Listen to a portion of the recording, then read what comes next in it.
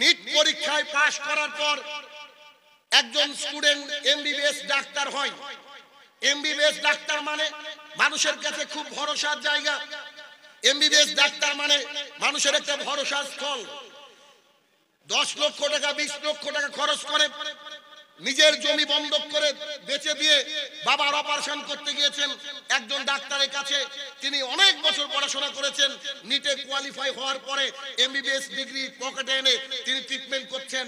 অথচ এই 2023 সালের ওই যে যেদিন ভোটের রেজাল্ট, সেদিন আমাদের নিটের রেজাল্ট বেরিয়ে গেল, 67 জন 720-তে 720 পেয়েছে।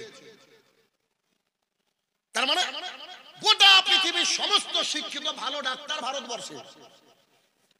মানুষ যখন সন্দেহ পোষণ করতে লাগলো যে 720 মানে 67 জন ফার্স্ট, 720-র মধ্যে পরীক্ষা 720 পেয়েছে, যখন সিবিআই ইডিফিডি ইত্যাদি জোর দিল, সোশ্যাল মিডিয়া আমরা জোর লাগাতে লাগলাম এটা মনে হয় কোনো স্ক্যাম হয়েছে, ঠিক তখন তদন্ত করে পাওয়া যাচ্ছে যে এরা কেউ যোগ্যতা রাখে না এই নিট পরীক্ষায় পাশ করার।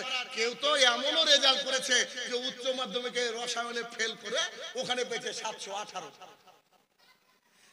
সাংবাদিকের সামনে বলছে কালকে নিট পরীক্ষা, আজকে রাত্রিবেলায় 40 লাখ টাকা দিয়ে আমরা প্রশ্ন আর উত্তর কিনেছি, এমনি নাকি?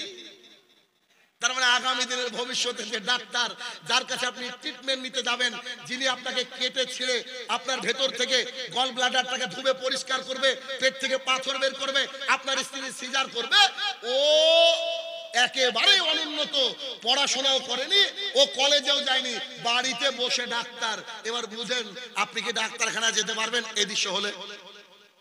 1450 বছর আগে রাসূল সাল্লাল্লাহু আলাইহি ওয়াসাল্লাম বলছেন আইরফা ইলম, মানুষের বিবেক তুলে নেওয়া হবে।